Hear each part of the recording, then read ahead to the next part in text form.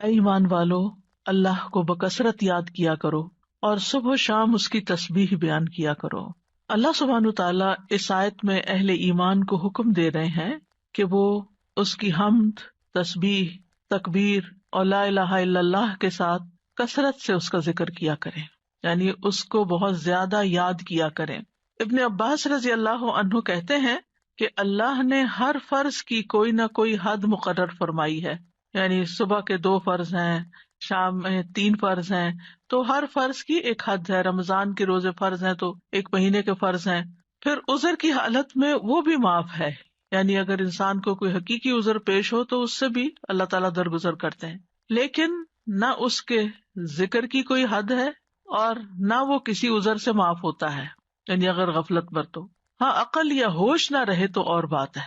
اللہ تعالیٰ فرماتے ہیں سورۃ النساء میں، فاذکروا اللہ قیاما وقعودا وعلی جنوبکم، اللہ کا ذکر کرو کھڑے، بیٹھے، لیٹے، یعنی ہر حال میں اللہ کو یاد کرتے رہو۔ یعنی ہم نے یہ خود ساختہ پابندیاں لگائی ہوئی ہیں کہ اس کیفیت میں ذکر نہیں کرنا، یا لیٹ کے نہیں کرنا، ضرور بیٹھو، یا قبلے کی طرف رخ کر کے بیٹھو، یا باوضو ہو کے بیٹھو پھر ہی ذکر کر سکتے ہو۔ نہیں، ایسا کچھ نہیں، ہر حال میں اللہ کا ذکر کر سکتے ہو۔ نبی صلی اللہ علیہ وسلم کے بارے میں آتا ہے، کان یذکر اللہ فی کل احیانہ، کہ آپ اپنے ہر طرح کے حالات میں، ہر طرح کے اوقات میں اللہ کا ذکر کیا کرتے تھے۔ اور یہاں پر کیا فرمایا، وسبحوہ بکرۃ واصیلا، صبح اور شام، یعنی دن کے پہلے پہر اور دن کے پچھلے پہر اللہ کی تسبیح کرو، کیونکہ جب انسان ایسا کرتا ہے تو اللہ تعالیٰ کی رحمتیں آتی ہیں۔ فرشتے بھی اہل ایمان کے لیے دعائیں کرتے ہیں، والذی یصلی علیکم وملائکتہ، وہی ہے جو تم پر صلوات بھیجتا ہے اور اس کے فرشتے بھی۔ تو یہاں اہل ایمان کو خطاب ہے، یا ایھا الذین آمنوا، اے لوگو جو ایمان لائے ہو۔ ابن مسعود کہتے ہیں کہ جب اس آیت کے ساتھ پکارا جائے تو اپنے کانوں کو اس حکم کی طرف لگا دیں، توجہ کریں کہ اللہ تعالیٰ کیا کہنا چاہتے ہیں، اس کو غور سے سنیں۔ یا تو کوئی خیر کا کام ہوگا جس کا اللہ تعالیٰ حکم دے رہا ہوگا، یا کوئی شر ہوگا جس سے اللہ تعالیٰ تمہیں روک رہا ہوگا، اس سے منع کر رہا ہوگا۔ تو یہاں پر یا ایھا الذین آمنوا کہہ کے کیا کہا گیا، اذکروا اللہ ذکرا کثیرا، صرف ذکر نہیں بلکہ ذکرا کثیرا، بہت کثرت سے اللہ کو یاد کیا کرو، کثرت سے اللہ کا ذکر کیا کرو، یعنی ہر طرح کے حالات میں اللہ ہی کو یاد کیا کرو، اور خاص طور پر تسبیح، تحلیل، تحمید، تکبیر۔ مجاہد کہتے ہیں یہ وہ کلمات ہیں جنہیں پاک، ناپاک، بے وضو اور جنبی بھی کہہ سکتا ہے، یعنی اگر کوئی حالت جنابت میں ہے تو بھی سبحان اللہ کہنے میں اس کو کوئی حرج نہیں، الحمدللہ وہ بھی کہہ سکتا ہے۔ جیسے اگر کسی کو نہانے کی ضرورت ہے اور اس کو تھوڑا ٹائم ہے نہانے میں کسی بھی وجہ سے، تو اس دوران اگر وہ پانی پینے لگا ہے تو بسم اللہ کہہ سکتا ہے، پانی پی چکا ہے تو الحمدللہ کہہ سکتا ہے، اسی طرح استغفر اللہ کہہ سکتا ہے۔ تو یہ کلمات ہر حال میں کہے جا سکتے ہیں۔ پھر دل کے اخلاص کے ساتھ ذکر کرنا چاہیے، یعنی ذکر کثیر کا معنی کیا گیا وہ ذکر جو اخلاص کے ساتھ کیا جائے، یعنی صرف کوانٹٹی میں ہی زیادہ نہ ہو بلکہ اس کی کوالٹی اچھی ہو۔ کوالٹی اچھی ہونے کا مطلب کیا ہے، دل سے کیا گیا۔ کثیر کا اپوزٹ قلیل ہوتا ہے، تو قلیل ذکر کون سا ہے، جو منافقین کرتے ہیں، ولا یذکرون اللہ الا قلیلا، کہ وہ اللہ کو بہت تھوڑا یاد کرتے ہیں، یعنی زبان سے اوپر اوپر سے کر دیتے ہیں لیکن دل سے نہیں کرتے۔ اور یاد تو ہوتی بھی دل میں ہے، یاد کسی کی بھی دل میں ہوتی ہے تو زبان پہ آتی ہے۔ اور دوسرے لفظوں میں کثیر کے مقابلے میں قلیل ذکر کیا ہے کہ انسان بس صرف صبح شام کے اذکار کرے، نمازوں کے بعد ذکر اذکار کرے، اور مختلف حالات میں جیسے کھانا کھایا یا مخصوص اذکار جو ہیں صرف ان کی پابندی کرے۔ لیکن ذکر کثیر اس کے برعکس کیا ہے کہ انسان ان خاص مواقع کے علاوہ بھی ہر حال میں اللہ کو یاد کرتا رہے، اللہ کی یاد اس کے دل میں تازہ رہے۔ اور یہ ایک ایسا عمل ہے، یعنی ایک ایسی عبادت ہے کہ اس پر عمل کرنے والا آرام کی حالت میں بھی، لیٹے ہوئے بھی، بیٹھے ہوئے بھی، چلتے پھرتے اللہ تعالیٰ کو یاد کر سکتا ہے۔ یعنی باقی کام کرنے کے لیے جیسے نماز ہے یا قرآن ہے تو اس کے لیے پھر آپ کو ایک ایفرٹ کرنی پڑتی ہے۔ خالی سبحان اللہ، الحمدللہ، اللہ اکبر پڑھنے میں تو آپ کو کوئی ایفرٹ بھی نہیں کرنی، صرف زبان ہلانی ہوتی ہے۔ اور انسان اگر اس چیز کا عادی ہو جائے اللہ کے ذکر کا، تو پھر اس کی زبان بری باتوں سے بھی پاک رہتی ہے اور اس کی زبان سے اچھے الفاظ ہی نکلتے ہیں۔ اور یہ جو ہم نے اپنے اوپر ایک ڈسپلن کے لیے پابندی لگائی تھی کہ کم از کم 100 دفعہ استغفار دن میں کرنی ہے، کم از کم 100 دفعہ سبحان اللہ پڑھنا، ٹھیک ہے، لیکن اس کا یہ مطلب نہیں کہ 100 دفعہ گنتی پوری ہوگی تو اب اس کے بعد کوئی پابندی لگ گئی یا آگے بس دروازہ بند ہے اور اس سے آگے نہیں جا سکتے. اتنا تو منیمم کریں ہی، یعنی اپنے آپ کو پابند کریں. کیونکہ جب انسان کسی بھی کام کے لیے اپنا ٹارگٹ سیٹ کر لیتا ہے نا کہ آج دن میں یہ کام میں نے اتنی دفعہ کرنا ہے یا فلاں اور فلاں کام، آپ کی ٹو ڈو لسٹ ہوتی ہے، تو آپ پھر اس کو چیک کرتے رہتے ہیں کہ ہاں یہ کام ہو گئے. اور اگر آپ نے کوئی ٹارگٹ نہیں سیٹ کیا ہوا، ہاں میں کروں گی، تو پھر وہ کام نہیں ہو پاتا. تو اس لیے انسان کو اپنے لیے ٹارگٹ رکھنے چاہیے جتنے بھی آسانی سے رکھ سکے، 100 دفعہ 200 دفعہ کچھ بھی، لیکن اس کے علاوہ بھی کھلا بھی ضرور پڑھنا چاہیے، اور یہاں اسی کی طرف توجہ دلائی گئی ہے. امام ابو عمر ابن الصلاح سے پوچھا گیا کہ ذکر کی وہ کتنی مقدار ہے جس کو کرنے کے بعد انسان ان لوگوں میں شامل ہو جائے جو کثرت سے اللہ کا ذکر کرنے والے ہیں. قرآن مجید میں آتا نا والذاکرین اللہ کثیرا والذاکرات اعد اللہ لہم مغفرۃ واجرا عظیما، کہ جو بہت زیادہ اللہ کا ذکر کثرت سے کرتے ہیں، مرد ہیں عورتیں ہیں، اللہ نے ان کے لیے بہت بڑا اجر تیار کر رکھا ہے اور بخشش عطا کرے گا اس کو. یعنی وہ پھر کیا ہے، یعنی کتنا کرے کہ ہم ایسے خوش قسمت لوگوں میں شامل ہو جائیں. انہوں نے کہا کہ اگر وہ نبی صلی اللہ علیہ وسلم سے ثابت شدہ اذکار پر ہمیشگی کرتا ہے، ثابت شدہ یعنی جو پروون ہے، سنت میں موجود ہے، تو وہ ان لوگوں میں شمار ہوگا جو مرد اور عورتیں اللہ کا کثرت سے ذکر کرتے ہیں. وَسَبِّحُوهُ بُكْرَةً وَأَصِيلًا، اور اس کی تسبیح بیان کرو صبح اور شام. تسبیح کا مطلب ہے اللہ تعالیٰ کی ذات کو ان تمام صفات اور افعال سے پاک بیان کرنا جو اس کے لیے جائز نہیں، یعنی اللہ کو ہر عیب سے پاک بیان کرنا. اب دیکھیے کہ شیطان جو ہے نا وہ انسان کا دشمن ہے، اور شیطان انسان کے دل میں اللہ تعالیٰ کے بارے میں کوئی نہ کوئی بدگمانی ڈال دیتا ہے، کوئی نہ کوئی ایسے خیالات ڈال دیتا ہے کہ جو انسان کی عقل نہیں بھی مانتی اور اس کو پسند نہیں بھی آتے، لیکن وہ خیال گزر جاتے ہیں، آتے ہیں اور چلے جاتے ہیں، جن کو وسوسے کہا جاتا ہے. اور اس کا شکار ہر انسان ہوتا ہے کسی نہ کسی درجے پر. سورۃ قاف میں اللہ تعالیٰ فرماتے ہیں وَنَعْلَمُ مَا تُوَسْوِسُ بِهِ نَفْسُهُ، اور ہم جانتے ہیں جو اس کا نفس اس کو وسوسے ڈالتا ہے. انسان کے اندر جو اندر سے اٹھتے ہیں یا شیطان کی ڈالی ہوئی نجاست ہوتی. اب اس کا توڑ کیا ہو؟ کیا اب انسان پریشان ہو کے بیٹھا رہے؟ کچھ لوگ بے حد پریشان رہتے ہیں کہ ہمیں وسوسے آتے ہیں. وسوسے ہر ایک کو آتے ہیں، لیکن ان کا پیچھا نہیں کرنا چاہیے اور ان کو جھٹک دینا چاہیے. جیسے آپ کہیں سے گزر رہے، آپ کے کپڑوں پہ گرد و غبار پڑ گیا تو آپ کیا کرتے ہیں؟ جھٹک دیتے ہیں. بس وسوسوں کو جھٹکتے چلے جائیں، ان کو ٹھہرنے نہ دیں. دوسرا یہ ہے کہ اللہ سبحانہ تعالیٰ کی تسبیح بیان کریں کہ اللہ تعالیٰ یہ جو برے خیالات آتے ہیں آپ ان سب سے پاک ہیں. تو تسبیح اس کا علاج ہے، تسبیح اس کا اینٹیڈوٹ ہے. اور پھر خاص طور پر بکرتم و اصیلا، پہلے پہر اور پچھلے پہر، دن کے ابتدائی حصے میں اور دن کے پچھلے حصے میں. بکرا کا لفظ جو ہے یعنی عام طور پر علماء اس کو سورج نکلنے تک کے وقت کو بکرا کہتے ہیں، اس کو یوں ڈیفائن کیا گیا. اور اصیلا جو ہے عصر اور مغرب کا درمیانی وقت ہے، یعنی قبل طلوع الشمس و قبل غروبها، سورج نکلنے سے پہلے اور سورج غروب ہونے سے پہلے کا وقت جو ہے یہ اذکار کا وقت ہے. اور سبحوہ میں بعض علماء نے سبحہ کا مطلب یہاں نماز فجر اور نماز عصر بھی لیا ہے. تو ذکر کے بعد تسبیح کو خاص طور پر الگ سے بیان کیا گیا. دیکھیں آیت کے پہلے حصے میں کیا ہے، اذکروا اللہ ذکرا کثیرا، کثرت سے ذکر کرو، تسبیح اس کے اندر شامل ہے، لیکن پھر اس کو الگ سے بیان کیا گیا وسبحوہ، یعنی تسبیح کرو، اس لیے کہ باقی اذکار پر اس کی فضیلت ہے، یعنی تسبیح کی خاص فضیلت ہے. یعنی کچھ ذکر ہوتے ہیں نا کہ جس میں انسان اللہ تعالیٰ کو یاد کرتا ہے، اللہ تعالیٰ کی بڑائی بیان کرتا ہے، اللہ تعالیٰ کی تعریف بیان کرتا ہے، وہ بھی بہت اچھی بات ہے. اور کچھ ذکر ایسے ہیں کہ جن میں انسان اللہ تعالیٰ کو ہر عیب سے پاک قرار دیتا ہے.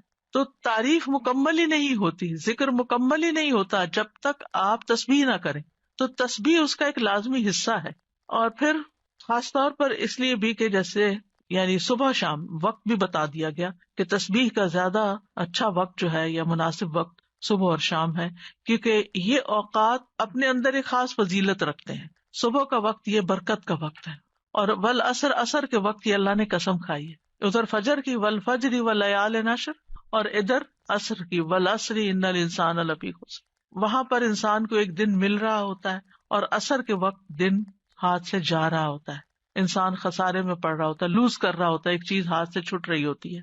تو جس وقت کوئی نعمت مل رہی ہے اس وقت بھی اللہ کو یاد کرو، اور جس وقت کوئی نعمت جا رہی ہے اس وقت بھی خاص طور پر اللہ کو یاد کرو.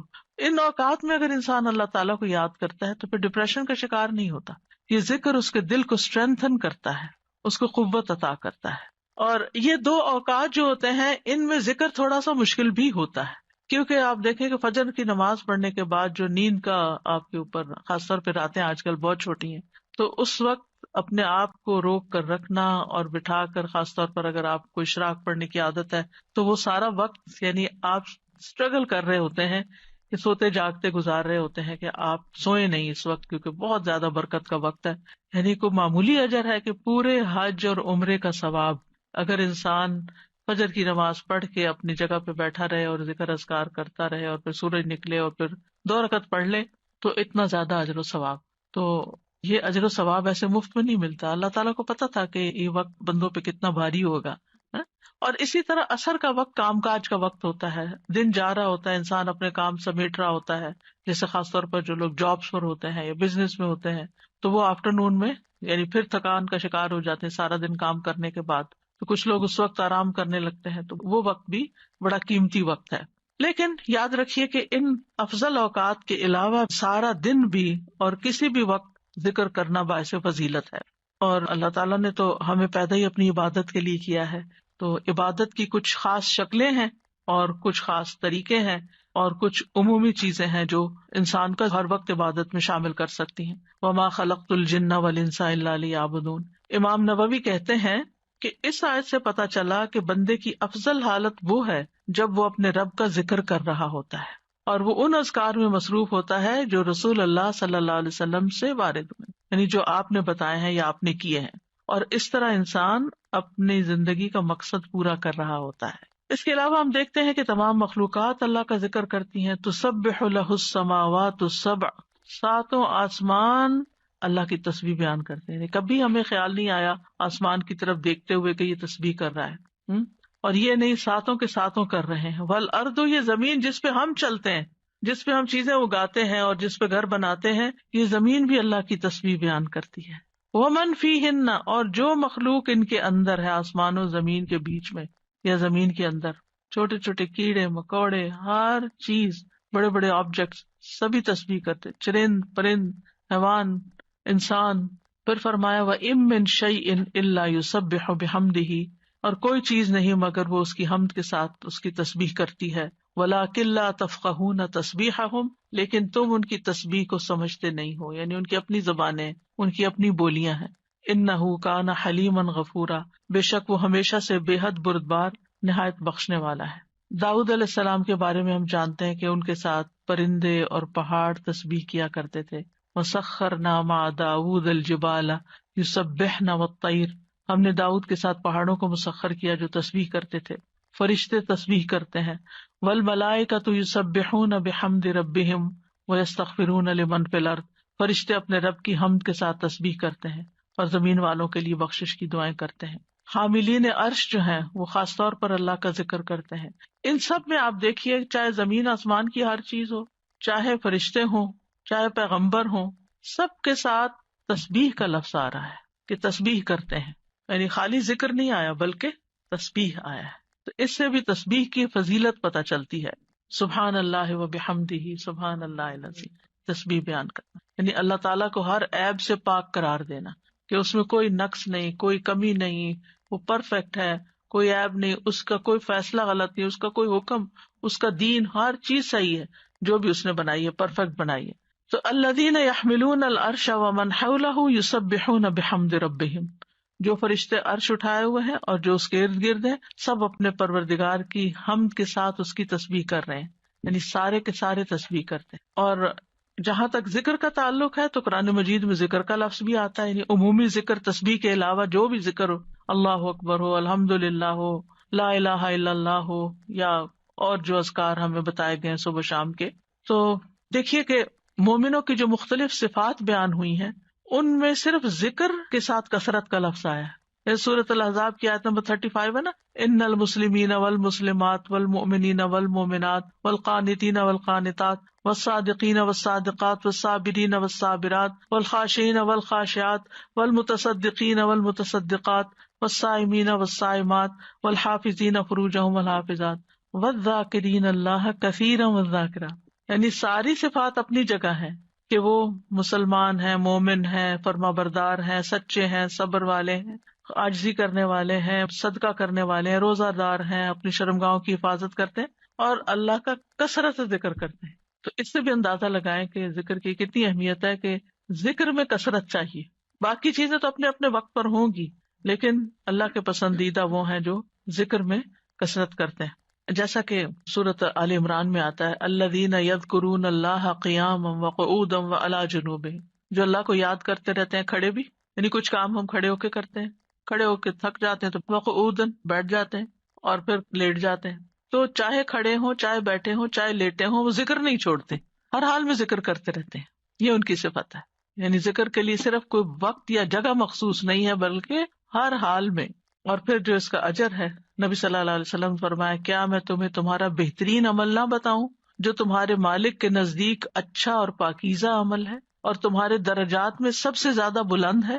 سونا چاندی کے خرچ کرنے سے بہتر ہے، اللہ کی راہ میں جہاد کرتے ہوئے تمہارے کفار کی گردنیں مارنے اور ان کے تمہاری گردنیں مارنے سے بھی افضل ہے. صحابہ نے عرض کیا کیوں نہیں؟ آپ نے فرمایا اللہ تعالیٰ کا ذکر. یعنی بعض اوقات انسان سوچتا ہے نا کہ میں تو کچھ کر نہیں پا رہا، لوگ تو بڑے بڑے نیکی کے کام کر جاتے ہیں، اتنے مالدار ہیں، وہ اتنا صدقہ خیرات کرتے ہیں. خاص طور پر انسان جب ایسی چیریٹیز کے بارے میں سنتا ہے جو لوگ بہت آگے بہت بڑے بڑے کام کرتے ہیں تو انسان سوچتا ہے کہ میرے پاس تو کچھ ہے ہی نہیں کرنے کے لیے، میں تو ان کے برابر کبھی آ ہی نہیں سکتا. کچھ لوگ ہر سال حج عمرے پہ چلے جاتے ہیں، انسان سوچتا ہے میں تو یہ بھی نہیں کر سکتا. اسی طرح کچھ لوگ اور بڑے بڑے کام کر رہے ہوتے ہیں، خدمت خلق کے بڑے کام کر رہے ہوتے ہیں. آپ کبھی کبھی پڑھتے ہیں نا کہ مخصوص شخصیات کے بارے میں، اس نے اتنے ہزار لوگوں کو مسلمان کیا، انسان سر پکڑ کے بیٹھ جاتا ہے کہ ہم نے تو ایک کو بھی نہیں شاید کیا. تو اسی طرح فلاں شخص نے اتنے 100 مسجدیں افریقہ میں بنوا دی، کہتے ہم نے کیا کیا. تو اپنا بہت ہی چھوٹا لگتا ہے بھی چھوٹا، ایسا کچھ نہیں، لیکن اس وقت کیا چیز انسان کو حوصلہ دلاتی ہے کہ پھر اگر ہمارے یہ وسائل نہیں ہے یا ہم یہ نہیں کر سکے، خواہ ہماری طلب تھی کہ ہم یہ کر سکیں. کچھ کام ہوتے ہیں جو انسان کے ڈریمز ہوتے ہیں، کاش میں زندگی میں یہ کر لوں، لیکن پھر بھی نہیں، حالات اجازت دیتے، وسائل نہیں ہوتے. لیکن ذکر کر کے آپ ان ساری چیزوں سے آگے نکل سکتے ہیں، کیونکہ جو لوگ بڑے بڑے کام کرتے ہیں ان کے ساتھ بڑے خطرات بھی ہوتے ہیں کہ کبھی کسی وقت دل میں ریاکاری آ جائے، کسی وقت دل میں تکبر آ جائے، لوگ تعریف کر کر کے دماغ خراب کر دیں. تو جو چپکے سے بیٹھ کے کہیں نہ کہیں اپنے کام کاج میں لگا ہوا ذکر کر رہا ہے، اس کا تو کسی کو پتہ ہی نہیں کہ وہ کیا کر رہا ہے، وہ کتنے خزانے جمع کر رہا ہے. تو اس لیے جو چیز ہمارے ہاتھ میں ہے ہم اس کو تو گریب کریں، اس اپرچونٹی کو تو نہ جانے دیں، اس وقت کو تو نہ ضائع کریں، اس میں تو ہمارا کچھ بھی خرچ نہیں ہوتا. اور نبی صلی اللہ علیہ وسلم نے یہ بھی فرمایا، صحیح مسلم میں ہے، سبق المفردون قالوا وما المفردون یا رسول اللہ قال الذاکرون اللہ کثیرا والذاکرات. اچھا یہاں نوٹ کریں کہ ذکر کرنے والوں میں عورتوں کے نام بھی ساتھ ساتھ ہیں، کہ یہ صرف مردوں کے لیے نہیں ہے، عورتیں بھی اس میں شامل ہیں. نبی صلی اللہ علیہ وسلم نے فرمایا مفردون سبقت لے گئے، آگے چلے گئے، سابقون بن گئے. صحابہ نے پوچھا اللہ کے رسول مفردون کون ہے؟ آپ نے فرمایا اللہ کا بہت زیادہ ذکر کرنے والے مرد اور عورتیں، یہ مفردون ہیں جو اللہ کے قریب ہو گئے. تو ذکر ایک ایسی چیز ہے کہ جو انسان کو اللہ کا قرب عطا کرتا ہے، اور بھی بے شمار فائدے ہیں. جہاں تک صبح و شام کے اذکار کا تعلق ہے تو سورۃ غافر میں آتا ہے، نبی صلی اللہ علیہ وسلم کو ارشاد ہے وَسَبِّحْ بِحَمْدِ رَبِّكَ بِالْعَشِيِّ وَالْإِبْكَارِ، اور صبح اور شام اپنے رب کی حمد کے ساتھ اس کی تسبیح کیجیے. یہ ڈائریکٹ حکم ہے. جو پہلے آیت میں نے آپ کو سنوائی تھی اس میں بھی حکم ہے صبح و شام کا، اور یہاں بھی ابکار کا لفظ ہے، وہاں بکرا کا ہے، یہاں ابکار کا لفظ ہے، عشی والابکار، یعنی روٹ ایک ہی ہے لیکن تھوڑا سا تبدیل ہو گیا ہے. سورۃ طٰہٰ میں بھی آتا ہے فاصبر علی ما یقولون وسبح بحمد ربک قبل طلوع الشمس وقبل غروبها ومن آناء اللیل فسبح واطراف النہار لعلک ترضی. سو ان باتوں پہ صبر کیجئے جو وہ کہہ رہے ہیں، اور سورج طلوع ہونے سے پہلے اور اس کے غروب ہونے سے پہلے اپنے رب کی حمد کے ساتھ تسبیح کیجیے. تو تسبیح کا خاص وقت جو ہے، ویسے تو سارا دن کر سکتے ہیں، خاص اوقات یہ بتائے جا رہے ہیں جو قرآن میں خود بتا دیے گئے. اور رات کے کچھ اوقات میں بھی بس اس کی تسبیح کیجیے. رات کے کچھ اوقات میں جیسے حضرت فاطمہ رضی اللہ تعالیٰ عنہا کو نبی صلی اللہ علیہ وسلم نے تھکاوٹ کا علاج کیا بتایا تھا؟ تسبیحات. تو اپنا آخری کام تسبیح کیا کیجیے. نبی صلی اللہ علیہ وسلم خود بھی یعنی جب تک نیند نہیں آتی تھی تسبیح ہی کیا کرتے تھے. اور رات کے کچھ اوقات میں بھی بس تسبیح کیجیے، اور دن کے کناروں میں، تاکہ آپ خوش ہو جائیں. تو اس سے کیا پتہ چلتا ہے؟ یہ خوش ہونے کا نسخہ ہے. خوش ہونے کا راز ہے اس میں، خوشی حاصل کرنے کا ذریعہ ہے. یعنی اگر آپ چاہتے ہیں کہ آپ کا دل مطمئن ہو، خوش ہو، تو آپ کو ان اوقات میں لازماً تسبیح کرنی چاہیے. اور جو ان اوقات میں تسبیح نہیں کرتے وہ غافلین میں شمار ہوتے ہیں، کیونکہ اللہ تعالیٰ فرماتے ہیں وَاذْكُر رَبَّكَ فِي نَفْسِكَ تَضَرُّعًا وَخِيفَةً وَدُونَ الْجَهْرِ مِنَ الْقَوْلِ بِالْغُدُوِّ وَالْآصَالِ وَلَا تَكُن مِّنَ الْغَافِلِينَ. اور اپنے رب کا ذکر کیجیے اپنے دل میں عاجزی اور خوف سے، بغیر بلند آواز کیے، چپکے چپکے، دل ہی دل میں، صبح اور شام کے وقت، اور آپ غافلوں میں سے نہ ہونا. یعنی جو ان اوقات میں تسبیح نہیں کرتے، ذکر نہیں کرتے، وہ غافل شمار ہوتے ہیں. اور خاص طور پر اس وقت میں جو تھوڑا سا بھی ذکر کیا جاتا ہے اس کا اجر بہت زیادہ ہے. رسول اللہ صلی اللہ علیہ وسلم نے فرمایا جو لوگ نماز فجر سے سورج نکلنے تک اللہ کا ذکر کریں، مجھے ان کے ساتھ بیٹھے رہنا زیادہ پسند ہے. کیونککہ نبی صلی اللہ علیہ وسلم کو حکم دیا گیا تھا نا، وَاصْبِرْ نَفْسَكَ مَعَ الَّذِينَ يَدْعُونَ رَبَّهُمْ بِالْغَدَاةِ وَالْعَشِيِّ يُرِيدُونَ وَجْهَهُ. آپ ان لوگوں کے ساتھ رہیے، ان کے ساتھ بیٹھیے جو اپنے رب کو صبح شام پکارتے ہیں، اور ان سے اپنی نگاہیں نہ پھیریے. تو آپ نے فرمایا مجھے ان کے ساتھ بیٹھے رہنا زیادہ پسند ہے بنسبت اس کے کہ میں اولاد اسماعیل سے 4 غلام آزاد کروں. ایک وہ نیکی ہے، اور ایک ایسے لوگوں کی کمپنی میں بیٹھنا جو اس وقت اللہ کا ذکر کرتے ہیں. اور میں ایسے لوگوں کے ساتھ بیٹھا رہوں جو نماز عصر سے سورج غروب ہونے تک اللہ کا ذکر کرے، یہ زیادہ پسندیدہ ہے اس سے کہ 4 غلام آزاد کروں. تو نماز عصر کے بعد کا وقت بھی صرف جمعے کا دن نہیں، کیونکہ ہم عام طور پر جمعے کے دن پھر بھی تھوڑا سا بہتر کر لیتے ہیں، لیکن عام دنوں میں ہم اس وقت کو دھیان نہیں کرتے. ٹھیک ہے، اگر اس وقت میں آپ کے کچھ مخصوص کام ہے گھر کے، یا واک کا وقت ہے، یا کوئی بھی، تو اس وقت کی برکت کی وجہ سے کہ یہ ذکر کا خاص وقت ہے. اور آپ نے یہ بھی دیکھا ہوگا کہ پرندے بھی صبح کے وقت سورج نکلنے تک چہچہا رہے ہوتے ہیں، اور پھر اس کے بعد جب چڑیا اپنے گھونسلوں کو جاتی ہیں اور جو ہی سورج غروب ہو جاتا ہے تو خاموشی سے سونے لگتی ہیں. تو یہ اوقات بھی یعنی ایک نیچرل تسبیح کے اوقات ہیں. اور ابھی آگے بھی وہ ذکر آئے گا، تسبیح آئے گی جو آپ نے حضرت جویریہ رضی اللہ تعالیٰ عنہا کو سکھائی تھی، وہ بھی انہی اوقات میں پڑھنے کی تسبیح ہے. اور صبح کے وقت ذکر کرنے سے شیطان کی گرہیں کھل جاتی ہیں انسان سے. جب انسان صبح کے وقت اٹھتا ہے اور پھر وضو کرتا ہے، نماز پڑھ لیتا ہے، ذکر کر لیتا ہے، تو حشاش بشاش خوش مزاج ہوتا ہے، ورنہ سستی ہوتی ہے اس کو. پھر اسی طرح یہ ہے، رسول اللہ صلی اللہ علیہ وسلم نے فرمایا بنی آدم کے ہر انسان کو 360 جوڑوں پر پیدا کیا گیا ہے، اس کے جسم میں 360 جوڑ لگے ہوئے ہیں. پس جو شخص اللہ اکبر، الحمد للہ، لا الہ الا اللہ، سبحان اللہ، استغفر اللہ کہے، لوگوں کے راستے سے پتھر یا کانٹا یا ہڈی ہٹا دے، یا نیکی کا حکم دے یا برائی سے روکے، تو یہ اس کے 360 جوڑوں کے شمار کے برابر ہے. اور وہ اس دن جب شام کرے گا تو اپنے نفس کو جہنم کی آگ سے دور کر لے گا. یعنی جو اپنے جوڑوں کا صدقہ روزانہ نکال لیتا ہے، اور یہاں مالی صدقے کے بارے میں بات نہیں ہو رہی، یہاں اذکار کی بات ہو رہی ہے خاص طور پر، یا کچھ کام ہے جس سے دوسروں کی تکلیف ہٹانا مقصود ہے، تو انسان اپنے آپ کو جہنم کی آگ سے آزاد کر لیتا ہے. ابن عثیمین کہتے ہیں کہ صبح و شام کی اذکار اپنے پڑھنے والوں کے لیے اس قدر وسیع، عظیم فوائد اور برکات پر مشتمل ہے کہ ان کا احاطہ نہیں کیا جا سکتا، ان کو بیان نہیں کیا جا سکتا. ان میں سے کچھ فائدے جیسے دل اور روح کی غذا ہیں ان اوقات کے اذکار. انسان کے دل کو سکینت ایک نصیب ہوتی ہے، ٹھہر جاتا ہے دل، ایک راحت محسوس ہوتی ہے، ایک مسرت محسوس ہوتی ہے. پھر اسی طرح دنیا اور آخرت میں امن اور سلامتی کا ذریعہ ہے. دنیا اور آخرت میں سلامتی کا ذریعہ ہے، کیونکہ پروٹیکشن کی دعائیں ہیں، اس میں حفاظت کی دعائیں ہیں. پھر خیر و برکات کے دروازے کھولنے کا سبب ہے. پھر چوتھی چیز ہے اجر و ثواب کے حصول کا ذریعہ ہے، یعنی بہت زیادہ اجر و ثواب ہے ان اوقات میں اذکار کا.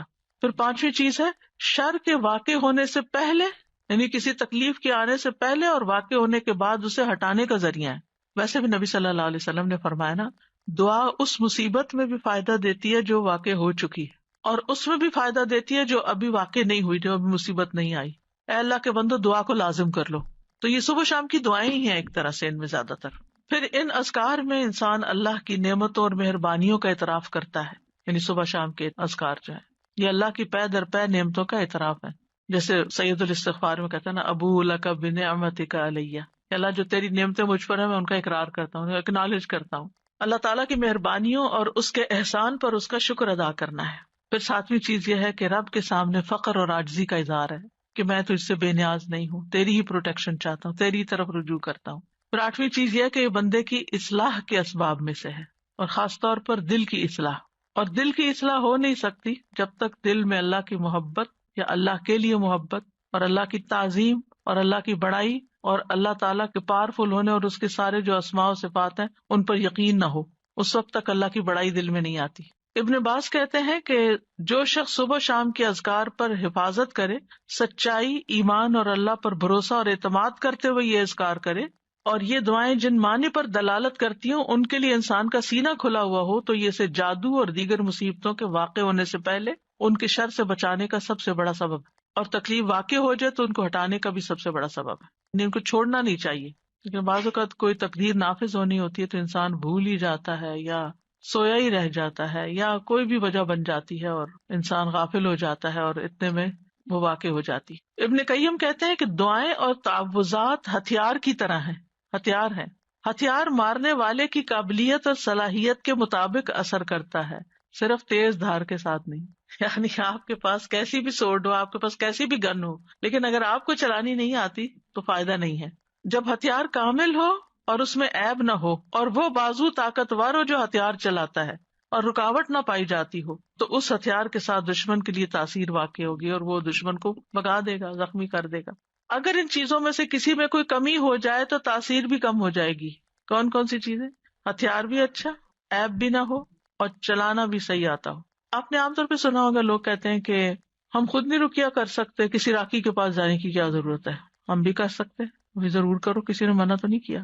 لیکن بعض اوقات جو راقی ہوتے ہیں نا، ان کا جو یقین ہوتا ہے، ان کا جو انداز ہوتا ہے، ان کی جو آواز ہوتی ہے، اس کا اثر ہی کچھ اور ہوتا ہے۔ چلے رقیے کو آپ چھوڑیں، عام جو زبان میں بات کرتے ہیں، مثلا ایک شخص کہتا ہے ادھر آؤ، بچے کو کہتے ہیں ادھر آؤ، وہ سنتا ہی نہیں، تو اس کہتا ہے ادھر آؤ، تو وہ ڈر کے مارے آ جاتا ہے۔ کہنے والے کے کہنے میں بڑا فرق بھی ہوتا ہے اور اس کا اثر بھی فرق ہوتا ہے۔ کچھ لوگوں کی بات لوگ آسانی سے مان جاتے ہیں اور کچھ کی تو بالکل نہیں مانتے۔